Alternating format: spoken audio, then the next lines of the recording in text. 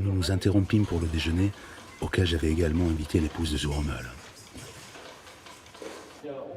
Je me souviens qu'ils se goinfrèrent de saumon et de crème fouettée.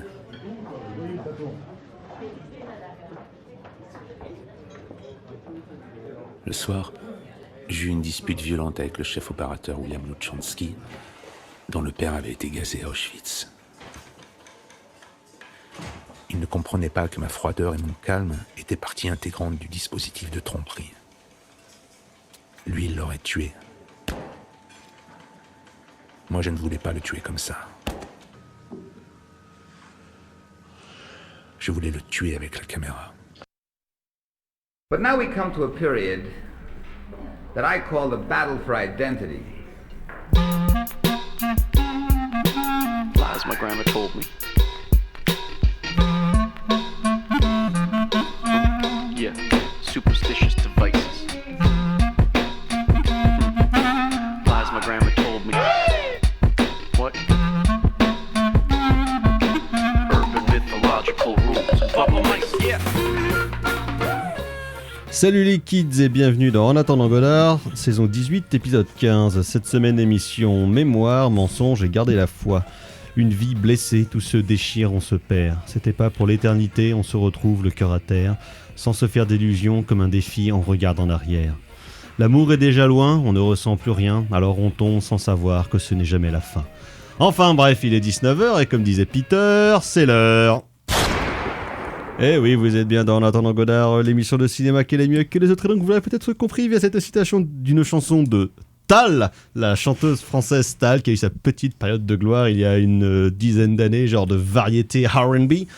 Donc, visiblement, vous n'êtes pas convaincu autour de cette table. Tu l'as sorti d'être très fond de ta poubelle. Il y en a qui bossent pour cette émission. Oui, Écoutez, donc voilà, on va parler d'éternité, de mensonges et de se perdre à l'occasion de la sortie dans les salles et également sur Arte du documentaire Je n'avais que le néant, Shoah par Lanzmann, film documentaire de Guillaume Ribot, donc consacré à la production du film Shoah. Ensuite, nous parlerons d'une sortie en VOD d'un film sorti dans les salles françaises cet été, Segundo Premio de Isaki Lacuesta et Paul Rodriguez. Et ensuite, nous parlerons de la sortie tout court dans les salles françaises de L'œuf de l'ange de Mamoru Oshii, film de 1985. Et pour parler de ce jeu programme autour de cette table, il y a bien évidemment la fine fleur de la critique du Grand Ouest à ma gauche, toujours à ma gauche, il y a carrément Florent. Bonsoir Thibaut. Salut Thomas, salut à toutes et à tous. Il y a également le docteur Erwan. Bonsoir docteur. Bonsoir. À la mise en son de cette émission, à la parole, il y a également Margot. Bonsoir Margot. Bonsoir. Voilà, ce sont les forces en présence. Avant de passer à la section critique de cette émission, quelques nouvelles neuves de tête de ligne. De la merde. De la merde. De la merde. De la merde. De la merde de la merde. Ah, oh, ça oui, c'est du bon travail. Alors, les agendas, on va commencer par les Rest in Peace de la semaine. Et ce premier Rest in Peace n'aura pas de chute puisque Edika est mort. Oh merde. Oui, on a appris ça cet après-midi. Donc voilà. Il n'y a pas de chute à cette info, Erwan. Nul. Encore victime d'une chute à la con, probablement, Edika. Voilà. Le grand Edika, le formidable BDiste, BDaste. Bah ouais, grand BDiste de l'absurde. Exactement. Et du non-sens. Et des gros nez. Et des gros nez. Voilà. Et des bites très bien dessinées, comme disait Pierre Desproges, qui disait qu'il aimait beaucoup Edika parce qu'il savait très bien dessiner les bites. Voilà. Ce qui est quand même pas donné à tout le monde. Ce qui n'est pas donné à tout le monde, effectivement. Et sinon, Rest in Peace. C'est la semaine des Rest in Peace, oui. un peu chelou. Hein. Alors évidemment, il y a également, donc on a appris le décès ce week-end de Rob Reiner et de son épouse, tués par leur fils à coups de couteau dans leur villa. Fils toxicomane, visiblement. Voilà, à qui Reiner avait consacré un film en 2015, et Charlie. Donc voilà, meurtre crapuleux et bien sordide. Carrément, ouais. Bah oui, carrément. En plus, c'est vraiment Rob Reiner, tu vois, tu te dis... Qui pouvait en vouloir à Rob Reiner? Son fils, visiblement. Visiblement, faut chercher au plus proche. Fils, donc voilà. Faut chercher dans les proches. Acteur dans plein de films très chouettes et metteur en scène à la carrière pour le moins étrange, mais qui a quand même connu un run dans les années 80 assez énorme avec Spinal Tap, Stand By Me, Misery, Quand Harry rencontre Sally, Princess Bride, voilà, qui est quand même grand spécialiste du feel good movie, hein. Et qui avait donc du coup terminé sa carrière il y a quelques mois avec la sortie de Spinal Tap 2, The End Never Ends, je crois, ou quelque chose dans le genre. Donc voilà, où il apparaissait encore dedans. Donc Rest in Peace. Ouais, vieux Rob, qui avait joué aussi un petit rôle dans le Loup de Wall Street. Exactement, où il joue le père de DiCaprio, où Rob Reiner disait « Je ne sais pas ce qui est plus fou que je joue le père de DiCaprio ou que DiCaprio joue un juif ». Voilà, donc Rest in Peace. Agenda locaux, donc nous vous rappelons que le prochain film du dimanche soir, ce sera donc en 2026, parce que donc c'est bientôt, ça arrive, c'est tout chaud, une nouvelle année, plein de bonheur, de choses extraordinaires qui commencera donc le 11 janvier avec l'histoire de fantômes chinois. Voilà, nous vous rappelons, c'est formidable, ça va être très chouette. Ça sera gourmand. D'ailleurs, à propos de Rob Reiner, Stand By Me est dans nos cartons pour bientôt. Hein, donc, Ah bon? Oui. Pour le film du dimanche soir? Oh, tu lis pas les mails, Erwan. J'ai dû passer cette info-là. Voilà. Bref, sinon, il n'y a pas grand-chose, hein, c'est la fin d'année, mais donc à l'Arvor, le 21 décembre, il y aura une journée spéciale film de Noël, avec notamment le matin pour les petits et pour les grands Happy Feet de George Miller et plein d'autres trucs. Mais bon, vu que je suis pas là, j'ai pas tellement regardé le programme. Le 21, voilà, tout simplement. À quoi ça tient, le professionnalisme. Oui. Et autrement, le 28 décembre, donc c'est le samedi ou le dimanche, si je ne m'abuse, il y a La Panthère Rose de Blake Edwards, le premier de la série. Pas le meilleur, pas mon préféré non plus. Mais il y a Claudia Cardinal. Voilà, mais je préfère quand même quand la Panthère Rose s'en mêle, qui est formidable. Oui, ou quand l'inspecteur s'en mêle. Les plus azous. Les plus loufoques. Voilà, les plus loufoques. Ouais.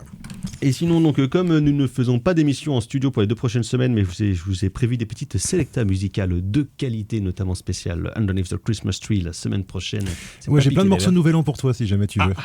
Écoutez, pourquoi pas, peut-être. J'ai une petite 8-9 morceaux, si jamais tu veux. Peut-être, je vais peut-être changer mon fusil d'épaule. Du Judy Garland, du B.B. King, écoutez, du hip-hop. Vous avez la fabrication d'une émission en direct. Et voilà.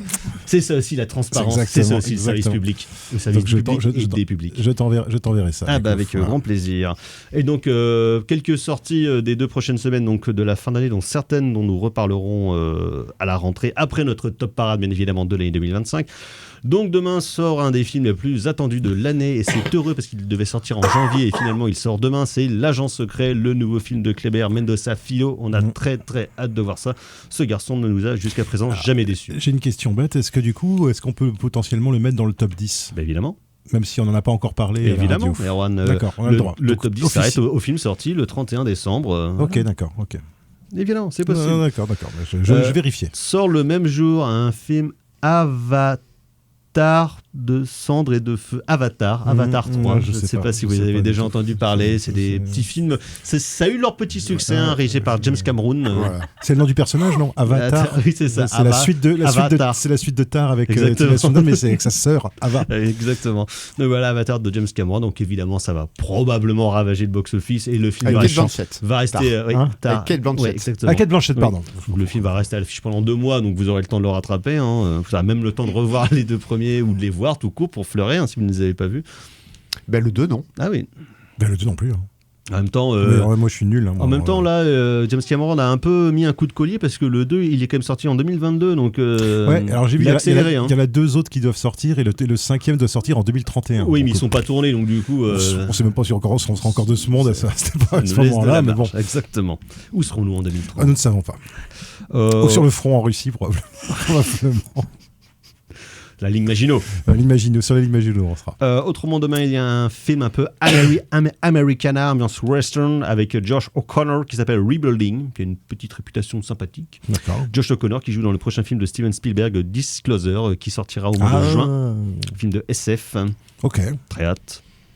Autrement, le 24 décembre, juste avant d'aller vous gaffer de dinde, il y aura Bob l'éponge, Un pour tous, Tous pirates, le nouveau film semi-live, donc des aventures de Bob l'éponge. Ça fait toujours plaisir. Voilà. Il y aura force d'habilité, j'imagine. Probablement.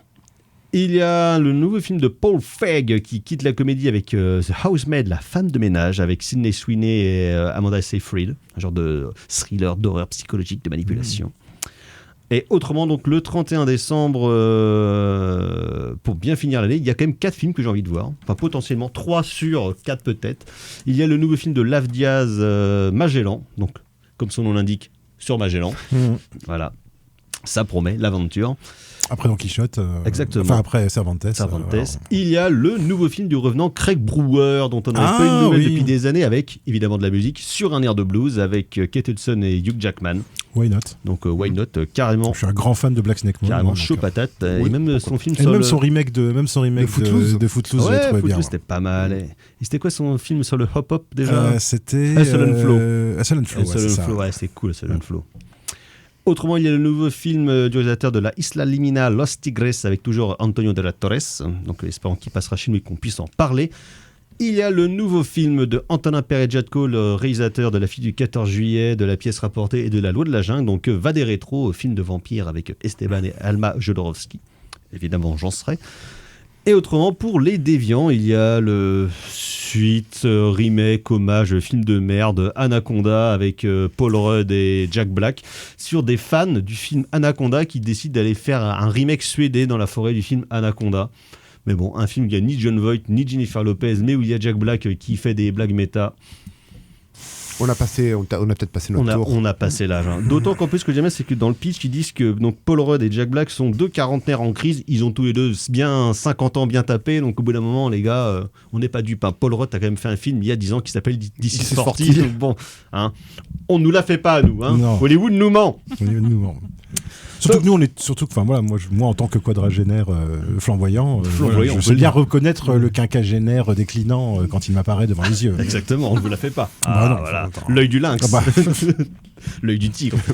Bon, l'œil du lynx qui commence à plus voir très clair, mais bon, l'œil du lynx quand même. Oui, mais comme tous les lynx, ça c'est. L'œil du lynx, mais faut pas que ça soit trop près et avec pas peu de lumière. Bientôt des lunettes, Erwan, tu vas rejoindre le gang. J'y suis. Eh oui, mais tu n'aimais jamais, c'est bien dommage. Mais non, parce que je suis coquet. Voilà. C'est ça. Flamboyant mais coquet. Flamboyant mais coquet. Donc voilà, ce sont quelques sorties dont nous reparlerons de certaines à la reprise. Ah, mais il y a de quoi faire en tout cas. Mais oui, il y a de quoi faire, effectivement. La fin de l'année, ça s'accélère, mon cher Erwan. Les folies. Les municipales arrivent, on sent bien qu'ils sont en train de tout balancer. Je vois pas le rapport, mais j'aime l'analogie. Ouais, les ronds-points et les sorties de fin d'année, tu vois, c'est ça. Erwan, Thibaut, la victoire du Stade Rennais de ce week-end, alors Écoutez, c'était super. Belle sortie au stade, en famille. En famille, voilà. La folie dans le stade, torse nu à hurler. Pas tant que ça, la folie, mais un moment... Ça fait plaisir quand même. Ça, oui, c'est un moment très agréable, excellent pour terminer l'année 2025. Voilà, donc merci le Stade Rennais de ce beau cadeau. Voilà. On va passer à la section critique de cette émission, et contrairement à la joie qui nous a occupés pendant cette première partie... Mais c'est pour ça qu'on a tout donné maintenant, parce qu'après, maintenant, c'est sérieux. On l'a tout donné bien avant l'envie, comme disait Johnny. Donc nous allons passer à toute autre chose, et on n'avait que le néant. Noch einmal. Dasselbe. Male wiale domek me pamięci tkwi. Male wiale domek ciągle mi się śni. Okna tego domku cudnie w słońcu śnią. Jakby ci oczy przechodzili łzą. Il n'y avait aucune réalité à filmer. Il fallait la créer. Il fallait que je m'hallucine et que je pense que rien n'avait changé.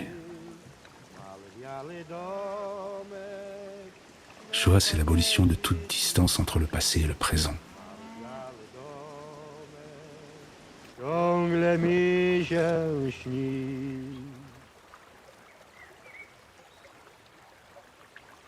J'ai revécu cette histoire au présent. Shoah montre des yeux qui ont vu. En attendant Godard sur Syllab, et donc c'était un extrait du film Je n'avais que le néant, Shoah par Lanzmann, film réalisé par Guillaume Ribaud et qui est sorti en salle il y a 2 semaines et qui est actuellement disponible sur la plateforme d'Arte, donc arte.tv, et qui est en fait un film qui a un principe relativement simple. Guillaume Ribaud se base sur les rushs donc, du film Shoah de Lanzmann sorti en 1985, puisqu'il y avait quand même 220 heures de rush disponibles, parce que donc Shoah, rappelons, projet monumental de Claude Lanzmann qu'il a mis 12 ans à tourner et à finaliser, donc film de 9h30 ou 9h40, ça dépend des montages, il y a eu plusieurs versions selon les pays, qui donc justement parlait de la Shoah et du génocide plus spécifique des Juifs dans les camps d'extermination et dans les camps de concentration. On reviendra un petit peu peut-être sur les spécificités formelles et le dispositif de Shoah, parce qu'il est mis ici justement en relief via ces rushs. Et en fait, donc, ces rushs sont aussi montés avec une voix off qui reprend les propos de Lanzmann dans ses mémoires, où il raconte justement toute la production de Shoah, tous les questionnements moraux qu'il a pu avoir, la question du montage financier du film qui était extrêmement compliqué, ce qui a évidemment expliqué aussi le temps extrêmement long qu'il a mis pour finaliser son film, les questions de production, les voyages, les gens à interroger, de quelle manière eux les interroger. Et donc ce film met un peu tout ça en relief et on va dire rappelle à notre mémoire l'importance que le film de Lanzmann a eu dans la question de la mémoire du génocide et de comment on peut traiter ou non justement l'image et les propos sur l'extermination systémique mis en place par les nazis dans le système des camps. Et cette question qui est très importante qui revient, parce qu'évidemment il est question à de nombreuses reprises dans le film de Lanzmann la question de l'extermination, on va dire pratique en elle-même, et de l'expérience que ça a pu être, parce que de fait tous ceux qui sont passés dans les chambres à gaz, que ce soit les hommes, les femmes, les enfants, les vieux, personne n'est là pour en parler. On n'a que, on va dire, des témoignages de seconde main, entre guillemets, de gens qui ont survécu dans les camps, mais qui du coup... soit survécu par erreur, entre guillemets, c'est-à-dire qui ne sont pas morts, qui ont été exécutés mais qui ne sont pas morts, soit des gens qui ont été... évadés, exfiltrés, libérés... Ou qui sont des gens où là c'est très compliqué, des gens qui quelque part ont été obligés de participer à l'Holocauste, au système, donc avec notamment les commandos chargés d'emmener les gens, de couper les cheveux, enfin voilà, donc tout un tas de nettoyer les... Voilà. Donc avec un autre rapport aussi, c'est-à-dire à la fois à la victime, mais victime avec une dimension encore plus complexe, puisqu'ils ont malgré eux participé en partie à ça, quoi. Et donc ce que met en relief Ribot dans son documentaire, c'est beaucoup des questionnements de Lanzmann et des questions qui nous intéressent, qui sont de la question du positionnement moral du filmeur par rapport au sujet, enfin aux personnes et au sujet qu'il filme en raccord avec le sujet, on va dire, général de l'œuvre. Parce que donc Lanzmann intervient à plusieurs moments, parce que du coup on a tous les moments off aussi, donc des rushs où il parle avec son chef opérateur quand ils sont en train de filmer différents interviewés, notamment d'anciens soldats nazis qui racontent leur expérience des camps, certains avec, on va dire, un recul absolument absent et surtout une absence de remords absolument glaçante. Et comment est-ce que Lanzmann les manipule sciemment, leur ment pour en fait arriver à ses fins. C'est ce qu'on a entendu dans l'extrait qui est en pré-générique de cette émission.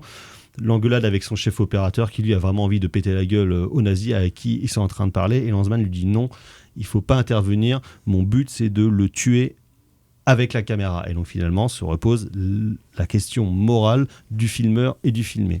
Thibaut. Oui, c'est bien entendu l'entreprise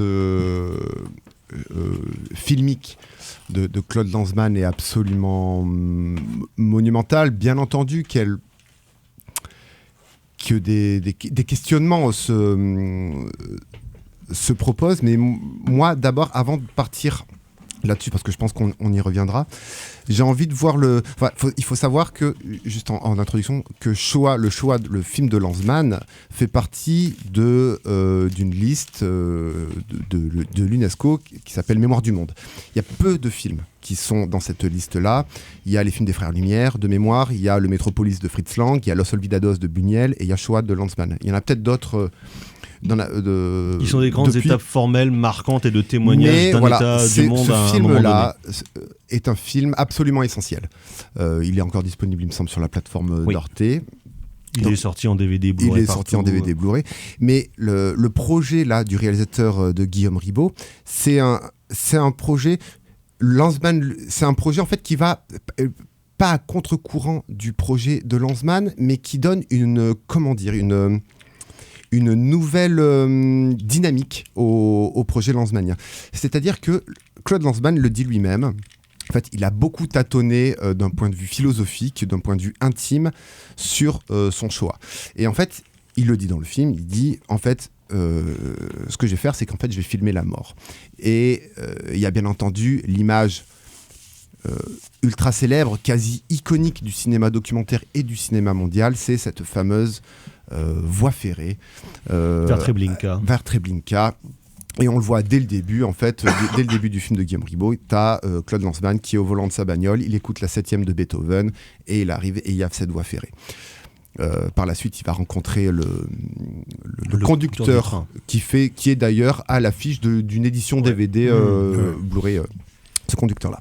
Et je trouve que le film de Ribot, en fait, donc voilà, c'est un film qui nous raconte la mort, mais la mort la plus intime et en même temps la plus universelle qui ait été.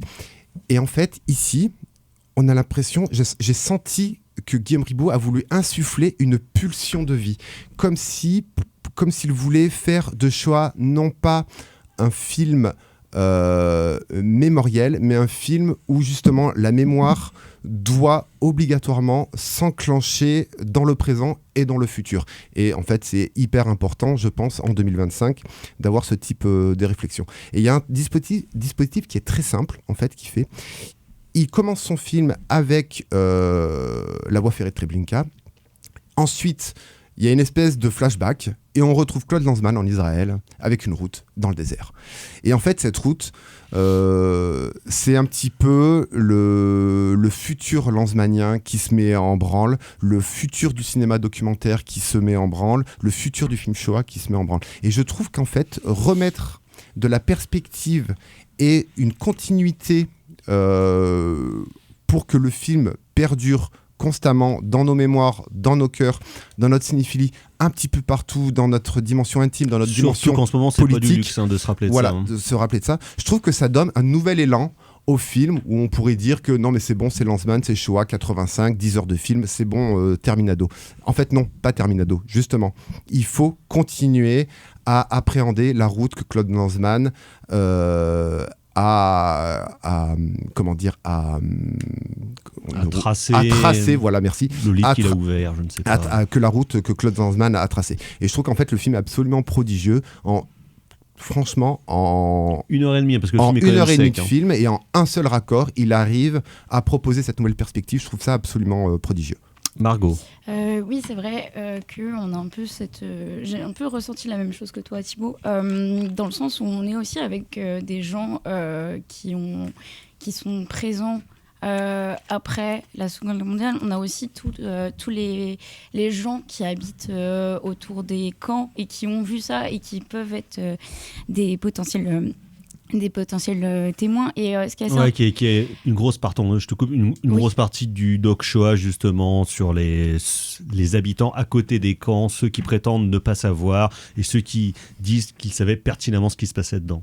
Oui, c'est ça. Et c'est surtout intéressant aussi la place du déni, parce que en fait, quand on s'intéresse à l'histoire de la Seconde Guerre mondiale, on se rend compte que c'est très dur de se rendre compte réellement de ce qui s'est passé, parce qu'en fait c'est aussi une histoire qui a voulu être effacée le plus rapidement possible et qu'on a voulu, en tout cas en France, mettre de côté pendant longtemps. Donc en fait on a incité aussi les gens à ne pas en parler, à taire tout un tas de sujets à ce propos. Et à la fin de la guerre, quand l'Allemagne a capitulé, les camps ont été détruits en fait. Donc il y a beaucoup d'endroits où on retrouve que des comment dire que des ruines, que des morceaux de mémoire. Ça, c'est le mot que je cherchais, merci. Que des ruines de ce qui s'est passé. Donc c'est encore plus dur de se rendre compte de ce qui a eu réellement lieu, parce que on n'a plus tellement de traces physiques de tout ça et on a de moins en moins aujourd'hui de témoins de ce qui s'est passé, tout simplement parce que les derniers survivants sont vieux et vont mourir d'ici peu. Et c'est très important, effectivement, aussi au vu de ce qui se passe actuellement, d'avoir ça en tête. Et moi, il y a une chose qui m'a assez impressionnée en regardant le documentaire, c'est que on a beau être au courant de ce qui s'est passé, on a beau avoir eu des cours d'histoire pendant longtemps. Moi, je sais que c'est tout un pan de l'histoire que j'ai vu et revu. J'apprends encore des choses aujourd'hui. Parce qu'en fait, c'est une histoire qui est tellement complexe et qui est tellement lourde et qui est tellement chargée.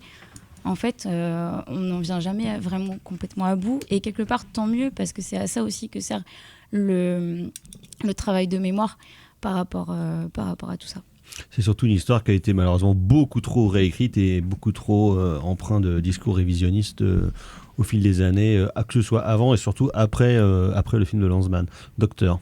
Ouais, alors c'est vrai que le truc, c'est que Shoah, en fait, c'est un film qui est assez écrasant, en fait, hein, parce que d'une part, c'est un film qui est très long, et puis c'est un film qui quelque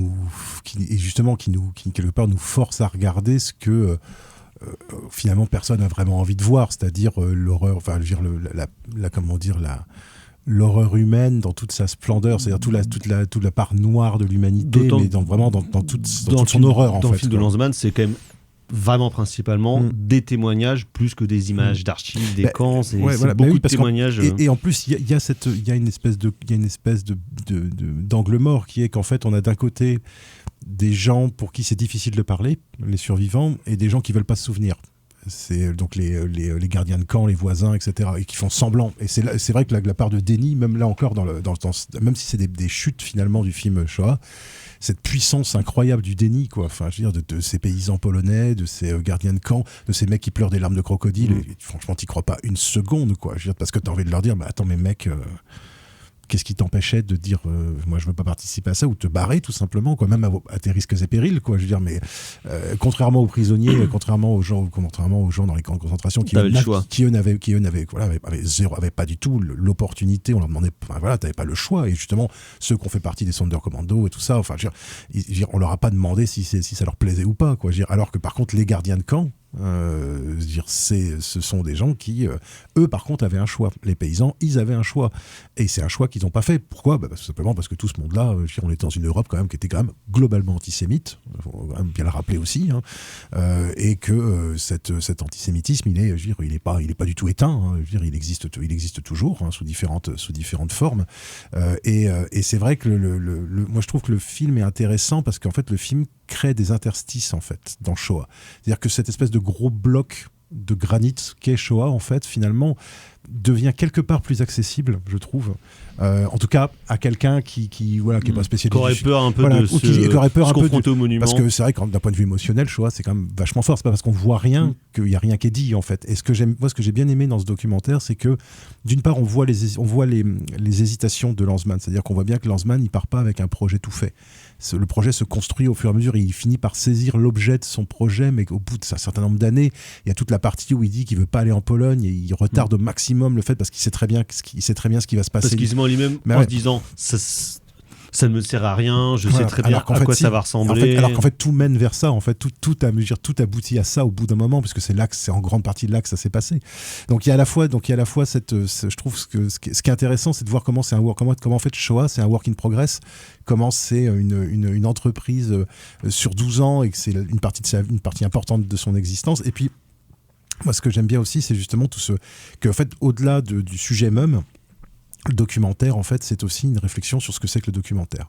Et l'idée que le documentaire, c'est jamais de la captation. Que le documentaire, il y a toujours une part de manipulation, entre guillemets, hein, je mets bien entre guillemets. Non, même pas forcément des guillemets. Mais pas au sens péjoratif. C'est-à-dire qu'il y a une part de manipulation. De mise en scène. Et de mise en scène. Bah, c'est du cinéma, donc c'est du... Voilà. Et je trouve ça intéressant, par exemple. Je trouve intéressant, par exemple, c'est les moments où on montre plusieurs prises d'un même moment. C'est-à-dire là où on pense, nous, dans Shoah, que la parole des gens...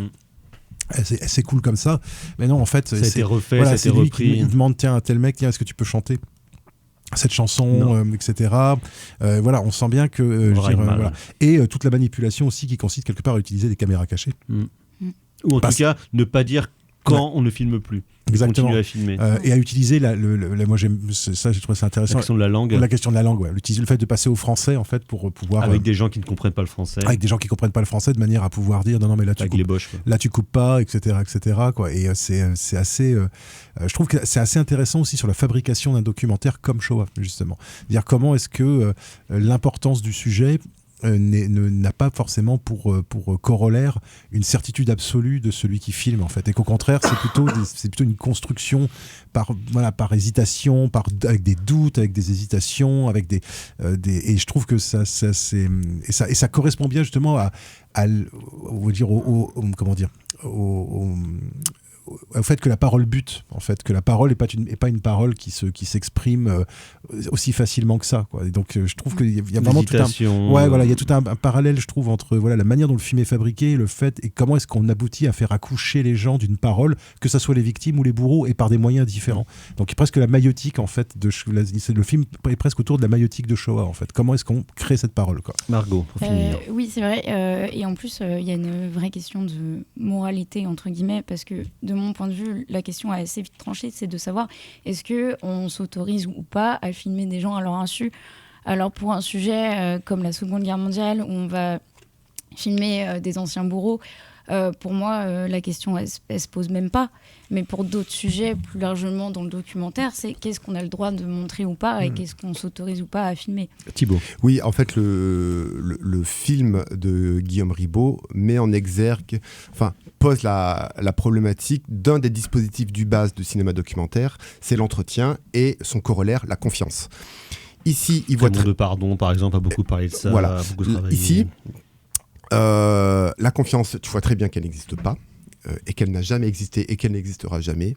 Du coup, comment tu peux mener un entretien de personnes indispensables à la construction de ton documentaire? Parce qu'il y a les doutes, il y a la question des financements, c'est un côté making-of, vraiment, mais il y a cette question centrale de la confiance. Et du coup, est-ce qu'un bourreau nazi mérite de trahir la théorie documentaire, mérite de trahir la construction d'un entretien, mérite de traduire la confiance entre un réalisateur et un sujet?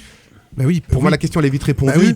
Pour d'autres, peut-être moins. Mais en tout cas, c'est une réflexion théorique sur le cinéma documentaire absolument passionnante. Mais justement, parce que cette question d'honnêteté, en fait, elle est faussée dès le départ. C'est-à-dire que tu sais que la personne qui va te parler va pas te dire la vérité. Oui. Tu sais d'avance que le tortionnaire. Parce qu'en fait, c'est ça le truc. J'ai mal au ventre, c'est à cause du saumon. Non, mais voilà. Ça, le postulat de Lanzmann, c'est ça aussi. C'est de dire, de toute façon, ces gens-là, ils savent pertinemment ce qu'ils ont fait. Ils sont malhonnêtes. Voilà, ils n'ont pas fait les choses par erreur, ils n'ont pas fait les choses par hasard, et ils n'ont pas fait les choses par bêtise. Ils savent exactement ce qu'ils ont fait. Ils ont tué des gens, ils ont vu des gens mourir, ils ont envoyé des gens à la mort. Ils sont responsables de leurs actes. Ce ne sont pas des enfants, ce sont des adultes. Simplement, c'est des gens qui sont responsables de leurs actes, qui ne seront jamais mis en face de leurs responsabilités judiciaires, criminelles et morales. Donc le seul moyen d'arriver à cette responsabilité, non pas une prise de conscience de leur part, mais tout simplement à nous exposer à nous cette responsabilité, c'est la manipulation. Et ça, du coup, c'est à la fois paradoxal, mais je trouve que c'est assez passionnant. De la même manière que le fait de placer les gens, de leur faire répéter des gestes pour leur faire revivre les choses, ça, je trouve que c'est... Voilà, là aussi, c'est quand même... On est dans de la manipulation, et pourtant, quoi. Et pourtant, c'est ce qui permet parfois, pour les victimes, c'est ce qui permet, même si c'est très douloureux pour eux, pour elles plutôt, c'est ce qui permet à la parole d'émerger, parce qu'il y a un truc aussi dont on ne parle pas, c'est que les survivants de l'Holocauste, il y a eu des phénomènes d'auto-amnésie, parce qu'en fait, c'est-à-dire, on était tellement dans l'indicible que le cerveau, il y a des tas de gens en fait où le cerveau a chanté en fait après, et surtout qu'ils reviennent dans un monde d'après-guerre qui est un monde où on leur dit ça nous intéresse pas. C'est du passé. C'est du passé. Faut pas parler de ça. Oh mais arrête de nous. Il faut se reconstruire. Voilà, arrête de nous embêter avec tes bêtises. Donc il y a ça aussi quoi. Et je pense qu'il y a au-delà de ça une dimension vraiment presque psychanalytique en fait de parler par le langage, de faire advenir quelque chose d'un traumatisme passé qui doit être exprimé parce qu'il faut que quelqu'un se souvienne. Et le cinéma se prête à ça.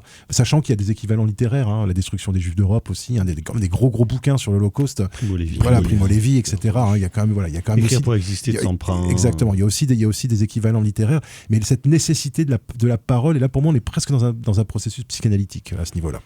Donc je n'avais que le néant Shoah par Lanzmann de Guillaume Ribot qui nous permet de nous re-questionner sur cette phrase de Duc Moulet. Les travelling sont-ils affaire de morale ? On va passer à toute autre chose. On va se diriger en Espagne dans les années 90 pour disparaître.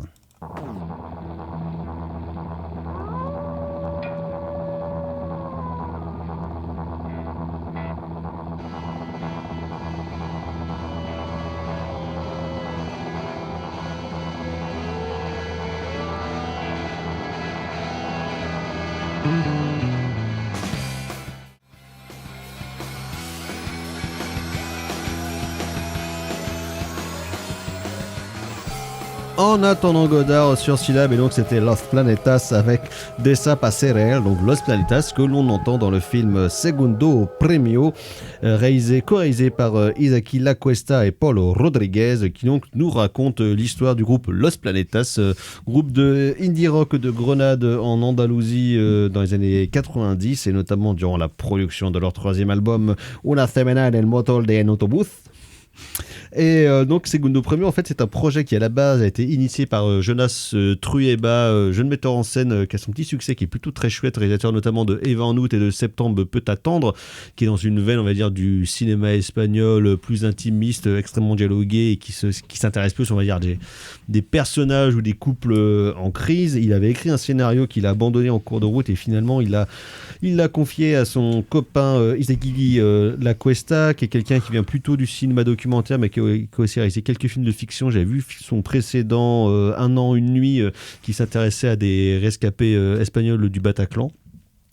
Et en fait, il commence le film, sauf que pas de bol, sa fille tombe très très malade, et donc en fait, il va co-réaliser le film avec Paul Rodriguez, qui est plutôt assistant réalisateur, qui lui en fait réalisera le film en présentiel, pendant que Lacuesta réalisera tout le film en distanciel, en visio, donc dispositif étrange. Et on peut dire que finalement, comme disait Jean-Louis Letras, ce film est un documentaire sur son propre tournage, parce que justement ce côté un petit peu fabrication, ce côté déstructuré, ce côté personnage étrange qui quitte le champ, qui reviennent, qui en fait finalement quitte un peu le récit pour revenir un petit peu plus tard, et ce qui est mis justement en branle dans ce film là, donc Segundo Premio, qui donc nous raconte un petit peu la destinée de ce groupe culte espagnol, qui connaîtra donc sa grande heure de gloire dans les années 90, à une époque où le rock espagnol, on va dire, est un peu en train de se restructurer après les années 80 et toute la vague punk, notamment Barcelone, Madrid et puis le Pays Basque, qui après dérivera vers plutôt des trucs comme le punk hardcore avec des groupes comme Cortatu au Pays Basque et compagnie. Mais il y a toute une vague, notamment à Madrid et au sud de l'Espagne, qui va plus partir avec quelque chose de indie rock, très influencé par le rock indépendant américain notamment, mais pas uniquement, et donc ça s'entend clairement dans la musique. Mais pour le coup, ce film est vraiment un peu genre de 90s porn espagnol. Thibaut. Oui. Ouais, cabine téléphonique. Oui, alors déprime, fragilité. Beaucoup de blancs fragiles dans cette émission. Oui. Oui, pour le coup, oui. Los Planetas, c'est d'Espagnols fragiles. Oui. Los Planetas, c'est un groupe culte outre Pyrénées. Et groupe culte, groupe légendaire. Du coup, est-ce qu'il faut imprimer la légende ou est-ce qu'il faut imprimer la réalité? La question, elle est vite répondue. Il vaut mieux imprimer la légende. Évidemment. Bien évidemment. D'une part, le dispositif est ancré en fait dès le début du film, avec une succession d'histoires qui sont racontées selon différents points de vue, et en fait à chaque fois on dit mais ça s'est pas passé comme ça au final, et après il y a un carton qui nous dit bah voilà, ce film est sur la légende de Los Planetas. Ça donne un côté du coup assez déstructuré, mais je trouve que c'est en même temps une force et en même temps la faiblesse du film, c'est que ce côté déstructuré, ce côté légendaire, on voit bien que les réalisateurs ont regardé leur petit audience et ils ont retenu la leçon dylanienne. Donc I'm Not There, bien entendu. Même Velvet Goldmine était déjà un peu là-dessus. Même Velvet Goldmine, en effet. Du coup, il n'y a rien de nouveau à l'horizon à propos du genre biopic musical, mais en même temps, ça fait quand même plaisir de voir quelque chose qui s'affranchit un petit peu du biopic classique, parce que le biopic sur Springsteen qu'on n'a pas traité ici, mais qui avait l'air quand même assez linéaire. Qui est très justement dans une forme américano-centrée du biopic. Voilà, même si Rise and Fall, les flashbacks avec le père et compagnie. Même si j'aime beaucoup Walk the Line, le biopic de... Qui est vraiment un peu l'archétype contemporain du biopic. Je trouve que ça fait du bien. The Dewey Cox Story. Qui est un chef-d'œuvre. Oui. Mais je trouve que ça fait du bien de s'affranchir un petit peu de ça. Donc c'est la grande force et en même temps la faiblesse, parce qu'en fait, tu as le cinéma de James Mangold, pour faire vite, et le cinéma de Todd Haynes qui se confrontent. Tu sais pas trop où t'y tuer, mais tu te dis qu'il y a quand même quelque chose d'intéressant. Pourquoi il y a quelque chose d'intéressant? Parce que Los Planetas sont en train d'accoucher de leur fabuleux troisième album, qui sera d'ailleurs mon coup de cœur à la fin de l'émission. Et au final, au-delà du dispositif, de la question du point de vue qui peut être vite évacué, je trouve que le film arrive cependant très bien à se concentrer sur qu'est-ce que c'est écrire une chanson, qu'est-ce que c'est faire partie d'un groupe, qu'est-ce que c'est enclencher un processus de production, les répétitions, les engueulades. Essayer de rester intègre. Essayer de rester intègre, les musiciens qui se barrent, qui reviennent, on sait pas trop, on prend des musiciens professionnels, tout ça. Tout ça, ça donne des scènes intimes et puis des scènes, on va dire, musicales de très haute tenue. D'une part parce que les acteurs, même si les personnages sont quand même assez antipathiques, c'est peut-être ça aussi qui fait que le film est assez... Le manque d'empathie qu'on peut avoir. Voilà, donc le film, on a peut-être un peu de mal à rentrer dedans, mais néanmoins les acteurs sont tous ultra beaux, ultra charismatiques, ça fait bien plaisir. La musique, bien entendu... Un peu trop, je trouve, à certains moments. Peut-être, ouais. La musique est mortelle, et puis il y a une très belle photo. Donc voilà, ça nous permet quand même de nous immerger. 1,33, donc cadre déjà, cadre qui nous très marque particulier, un peu, ouais. Ouais. Donc voilà, ça nous permet de nous immerger correctement dans l'intimité de ce groupe. Il y a 2-3 scènes, on va dire, un petit peu virtuoses, notamment des travelling circulaires qui fonctionnent plutôt bien. En fait, j'y ai repensé, c'est pas mal au début, ça ressemble un peu à un genre d'artifice arty, mais comme en fait le 1.33, ça t'oblige à avoir un cadre un peu plus serré, en fait, avoir des personnages qui sont beaucoup plus resserrés justement dans le cadre et avoir une manière de bouger qui est différente du scope ou bien du A85. Je trouve que c'est assez intéressant parce que justement les personnages n'arrêtent pas de se confronter presque physique. Donc il y a un travail sur les décors aussi qui fait que les personnages sont souvent très proches les uns des autres, souvent des décors un peu exigus. Voilà, Las Planetas, rock de Grenade, vous-même qui êtes une bombe, Erwan. Sauf que j'avais jamais entendu parler de Las Planetas, là je confesse mon ignorance totale.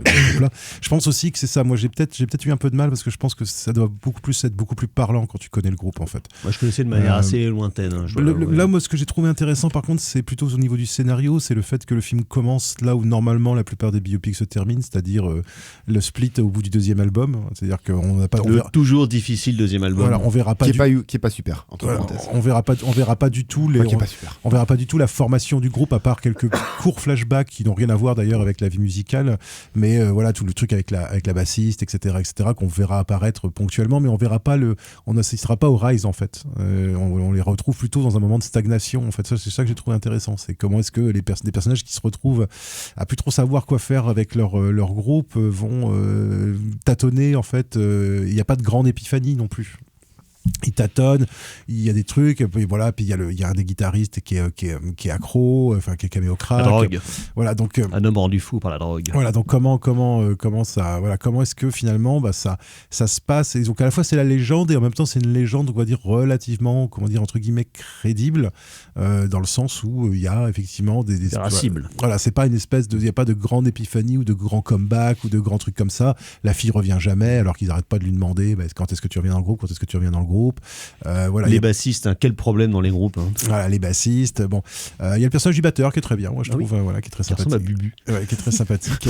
Oui, ça m'a perturbé tout le film. C'est très sympathique. Et puis effectivement, c'est un peu le feel good de son père. C'est Ringo quoi. Ouais. Parce qu'il cogne comme une brute en plus. Ouais, voilà, exactement. C'est Ringo Starr. Et c'est cool les batteurs. Et puis il y a effectivement ce côté un peu fantasmatique. Notamment, il y a une scène moi que j'ai bien aimée où ils se foutent sur la gueule dans un bar en fait avec des gens autour qui s'occupent pas du tout d'eux, et en fait on se rend compte que non, en fait c'est juste c'est plutôt ce qui se passe dans ce qu'ils aimeraient faire dans leur tête. Et cette scène là j'ai trouvé, voilà, c'est plutôt des scènes en fait que j'ai trouvé de porosité, voilà, ça, de porosité entre le fantasme et le réel, que j'ai trouvé plutôt pas mal.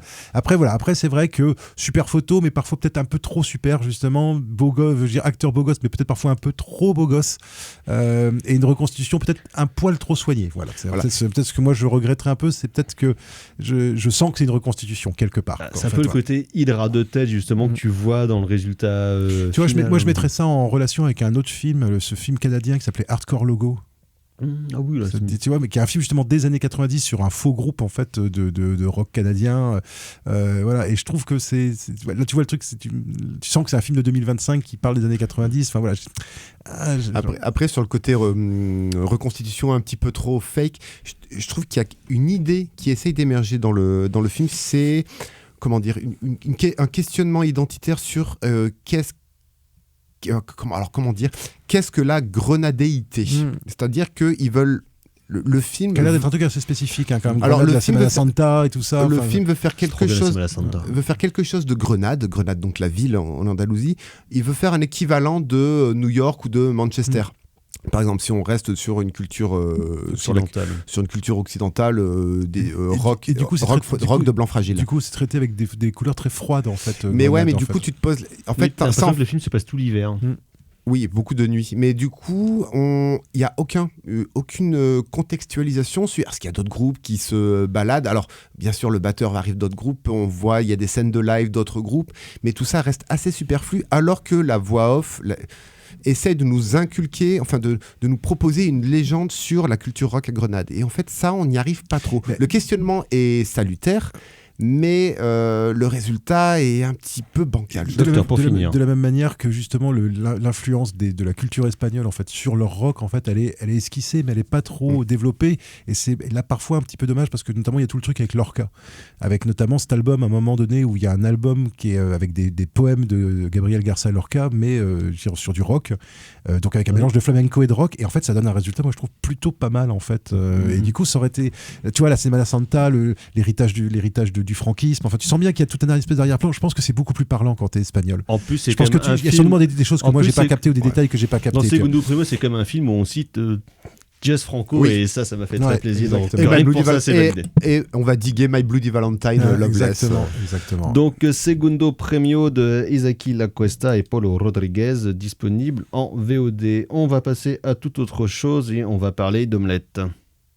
Hey, t'aimes bien les omelettes? Tiens, je te casse les œufs. Decker, la prochaine fois je l'abîme. En attendant Godard sur Syllab, et donc c'était un extrait de l'Action Hero de John McTiernan, parce que quand j'ai pensé à un œuf, c'est le premier film auquel j'ai pensé, donc voilà. Et donc d'œuf, il en est question dans L'œuf de l'ange, donc le film de Mamoru Oshii, son premier long métrage pour le cinéma, sorti en 1985 et sorti dans les salles françaises, donc il y a quelques semaines, 40 ans après sa sortie, parce qu'après tout, pourquoi se presser? Mamoru Oshii, bien évidemment, c'est le réalisateur de Pablator et des Ghost in the Shell, mais aussi de Avalon. Pat Labor. Oui, pardon. Pat Labor, j'ai dit quoi? Pablator. Ouais, on dirait un Terminator espagnol. Et donc Pablator et de Avalon qui passe souvent à la trappe, alors que c'est quand même incroyable. 2000, exactement. Film assez dingo. Et donc L'œuf de l'ange, eh bien comme souvent chez Mamoru Oshii, c'est un film qui suinte le fun et la bonne humeur et qui rentre dans cette catégorie de films que j'appellerais très beau mais quand même un peu chiant. Voilà. Margot. Allez, enchaîne. J'ai l'impression que c'est un film qui a tendance à diviser, parce que quand je suis sortie du film, j'ai entendu des spectateurs dire qu'effectivement ils s'étaient endormis pendant le film. Alors que le film est court, hein. Le film fait 1h11. Le film est court, ce que je peux très bien comprendre honnêtement, parce que y a énormément de scènes qui sont très contemplative, où il n'y a pas de dialogue, il y a très peu de musique, donc effectivement on est presque bercé par ces images-là. C'est un film qui est très poétique cependant, et c'est plus des tableaux filmés que vraiment du film d'animation tel qu'on a l'habitude de le voir. Parce qu'en gros, le pitch est sur une planète dévastée, un genre de monde post-apocalyptique. Oui. Une jeune fille erre et trouve un œuf qu'elle va en fait tenter de cacher et de protéger des convoitises des gens qui rencontrent sur la route, notamment un mec un peu cheul. C'est ça, et on est vraiment dans du post-apo où, à part cette petite fille et cet homme armé qui sort de nulle part, il n'y a personne. Vraiment. Si, il y a les pêcheurs quand même. Mais c'est pas des vrais pêcheurs, c'est des ombres. Donc en fait, c'est les poissons qui sont des ombres. Oui, mais les pêcheurs, c'est des statues qui s'animent. Oui, c'est des statues, mais c'est pas des humains. C'est pas vraiment des gens.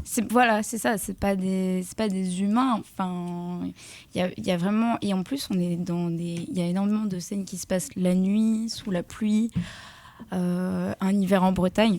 Oui, j'allais dire Brest. Quoi, Et donc je peux comprendre en fait ce sentiment d'ennui qui peut être ressenti. Honnêtement, moi je l'ai trouvé très poétique.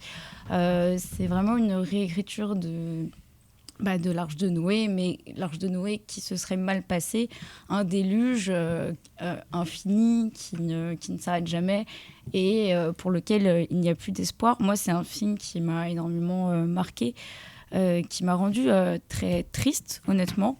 Sachant qu'en plus je l'ai vu un dimanche soir, donc en fin de week-end généralement je suis assez fatiguée. Nickel.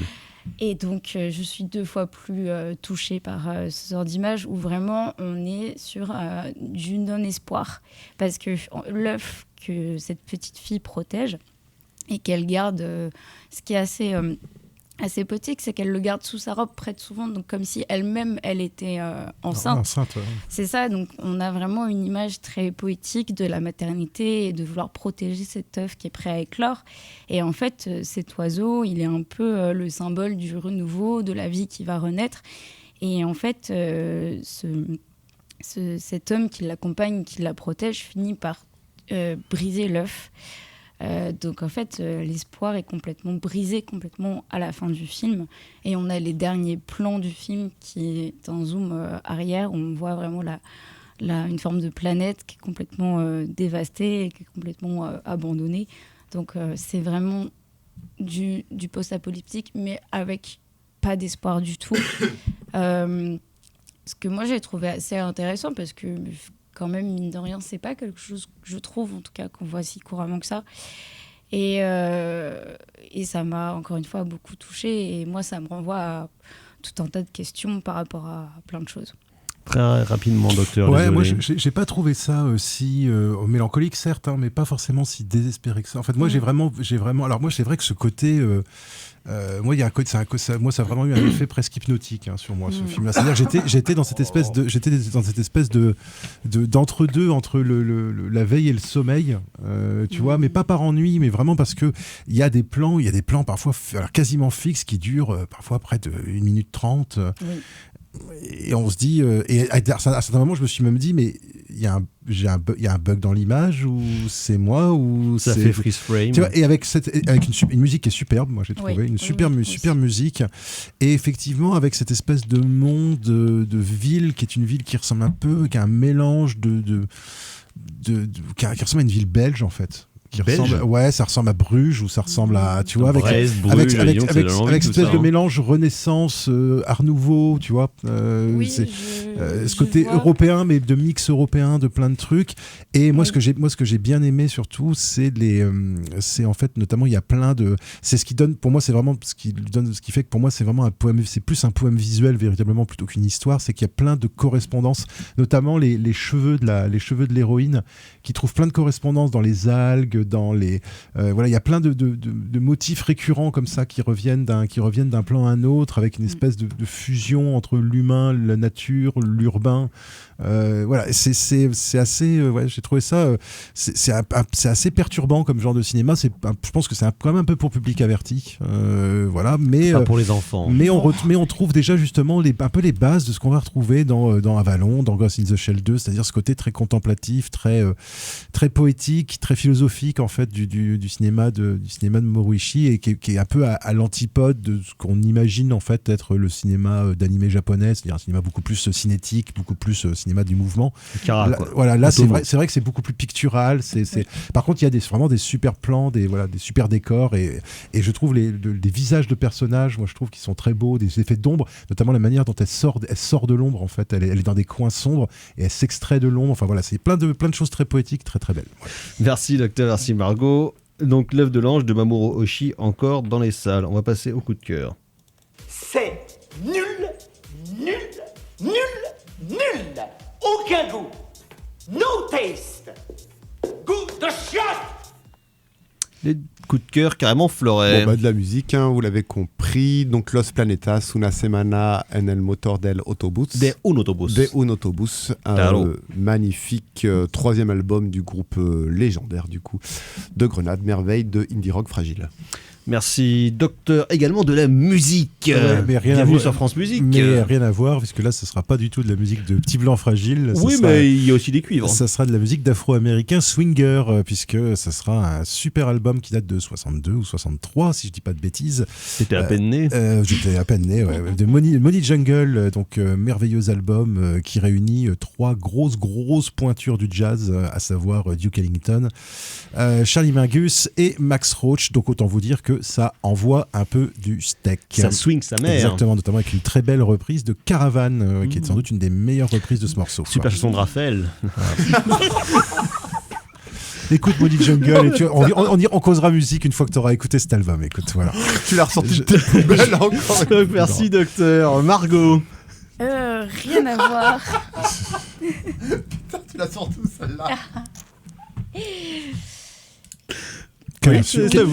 Quelle indignité. Moi, c'est Tokyo, Godfather, je vais y arriver, de Satoshi Kon. C'est un de ses plus réalistes, je trouve. Après, j'ai pas vu toute la filmo en entier. Ils sont plus légers aussi. C'est plus léger, c'est assez drôle, c'est assez prenant. Enfin voilà. J'ai bien aimé. Merci Margot. Sinon moi ce sera un documentaire récent, donc documentaire ukrainien de Mislav Tchernov à 2000 mètres d'Andrivka. Pur documentaire réellement embedded sur une escouade de soldats ukrainiens qui essayent donc de traverser les 2000 mètres de forêt qui les séparent de la ville de Andrivka pour les libérer de la présence russe. On suit plusieurs escouades, c'est terrifiant, c'est totalement déprimant, c'est visuellement absolument hallucinant et ça nous raconte pour le coup véritablement un état de la guerre de guérilla et de la guerre contre les drones absolument terrible. Donc à 2000 mètres d'Andrivka. T'as vu ça où ? Il est sur France Télé, je crois, en ce moment. Je dis pas de bêtises. On va s'arrêter là. Merci Margot, la mise en son de cette émission. Merci messieurs pour cette année 2025 en votre compagnie. Nous nous retrouvons les semaines prochaines pour des petites sélectas musicales joyeuses et de qualité afin de bien finir l'année.